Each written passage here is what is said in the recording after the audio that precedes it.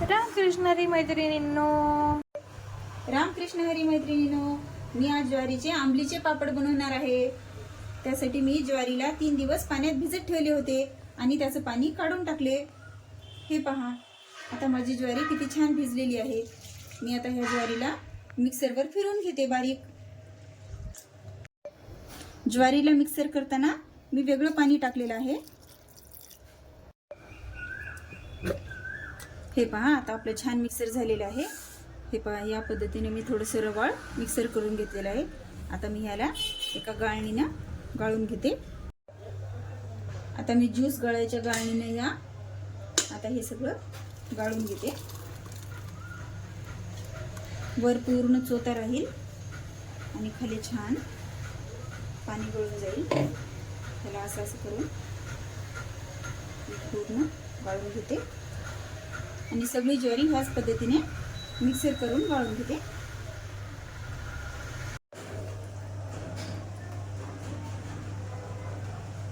आता मी या पिठाला पाणी टाकत छान धुवून घेते। हे पाणी सगळं खाली जाईल, मग वर फक्त चोथाच राहील। त्याला छान दाबून गाळून घ्यायचं।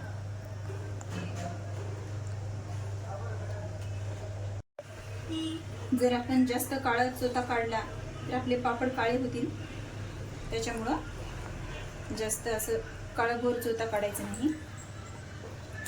आता ह्याला दाबून छान मी असं पाणी पूर्ण गाळून घेते।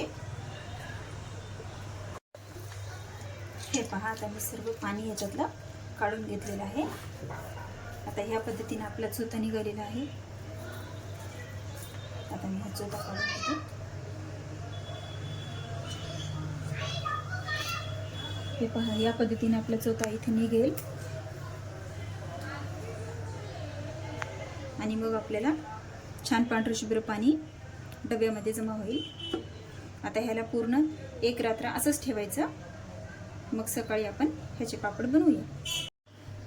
हे पहा, आता आपले पीठ असं छान भिजलेलं आहे आणि आता पूर्ण पाणी वर आलेलं आहे आणि खाली आपलं पीठ सगळं खाली राहिलेलं आहे। आता मी हे वरचं पाणी सगळं नितळून टाकून देते।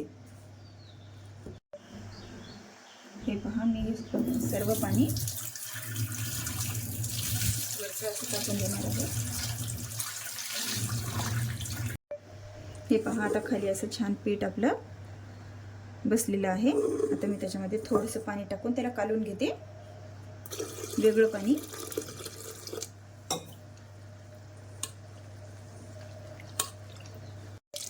हे पहा, आता मी हे पीठ मोजून घेणार आहे।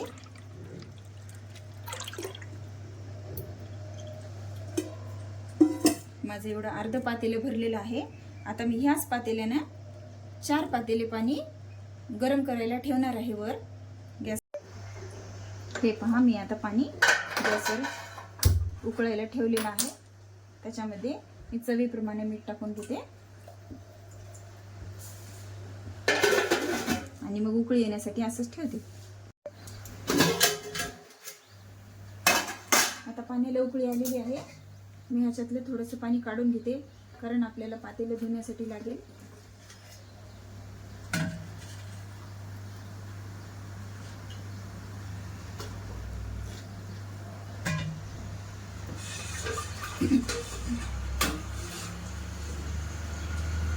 मी आता हे मिश्रण ज्यात थोडं थोडं होतं असं कालवत राहायचं। कालवणं थांबायचं नाही, नाहीतर गुठळी येण्याची शक्यता असते।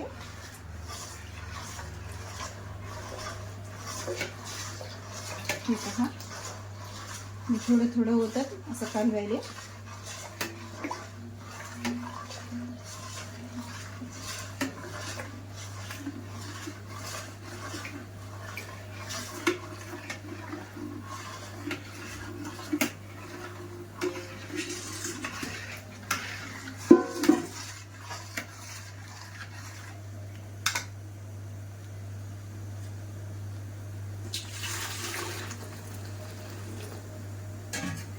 आता मी हा डबा धुवून ते पण पाणी ह्याच्यातच ओतून टाकते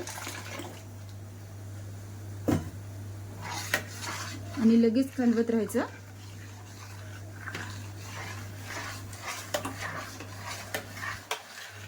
एकही गुठळी येऊ द्यायची नाही.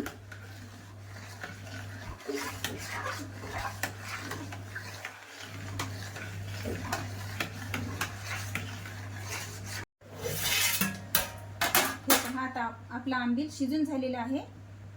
ह्याला सगळे बुडबुडे यायला लागले तेव्हा आपण समजायचं की आपला आंबील शिजलेला आहे म्हणून. आता मी ह्याला एका पातेल्यामध्ये काढून घेते. ह्याच्यामध्ये मी आता तीळ टाकते.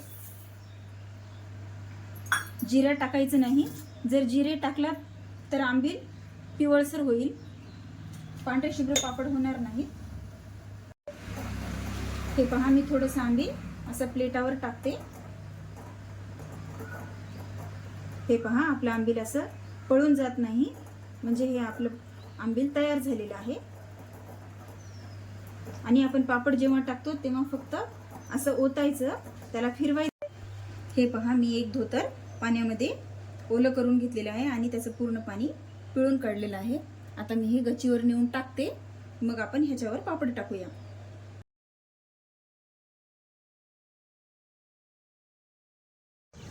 हे पहा, आता आपले पापड छान वाळलेले आहेत. आता मी ह्याला परतून घेते.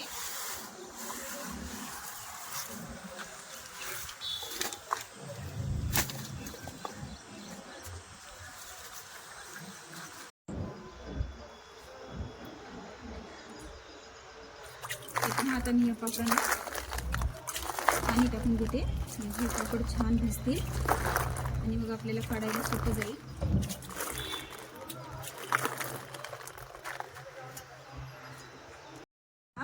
मी पापड आता ओढून असं काढून घेते. हे पहा, आपले पापड किती पांढरे झालेले आहेत. आता मी हे तळून दाखवते. मी आता पापड तळून दाखवते.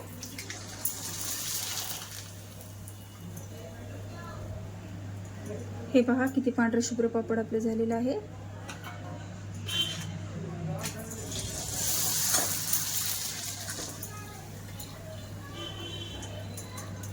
आणि एकदम पातळ असं छान